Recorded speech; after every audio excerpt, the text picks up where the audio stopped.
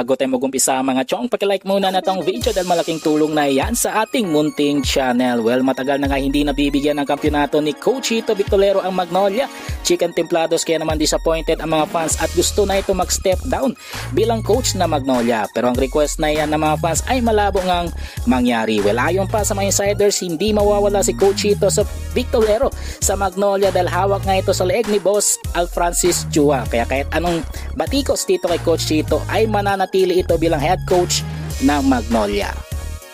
Sa ibang balita, punta naman tayo sa Philippine Basketball Association o PBA na sinasabing malapit ng malaos o mabangkarote. Well, ayon pa sa mga sumusubaybay sa PBA ay mas okay pang manood ng MPBL kesa sa PBA dahil at least sa MPBL ay exciting ang laban kung saan hindi mo agad-agad na mapre-predict kung sino ang makakapasok sa semis at finals. Kesa naman sa PBA ay alam mo na kagad kung sino ang makakapasok sa semis at finals. Well, panguli sa ating balita mga chong, patungkol naman kay Mikey Williams na malabo na makapaglaro abroad o sa ibang teams dito sa PBA unless makipagkasundo ito sa kanyang mother club na TNT Tropang Giga. Well, ayon pa sa mga insiders, hanggang ngayon ay ayaw pa rin pakawalan ng TNT Tropang Giga ang rights ni Mikey Williams kahit pa may behind the scene offer na ito sa ibang teams sa liga tulad na lamang ng Barangay Ginebra at San Miguel Beermen. Pero ayon naman sa mga fans, matalino ang TNT dahil ayaw o iniwasan nga neto na lumakas ang Barangay Ginebra at San Miguel Beermen. Well mga chong, dito na lang ang ating balitang PBA at syempre huwag kalimutan mag-subscribe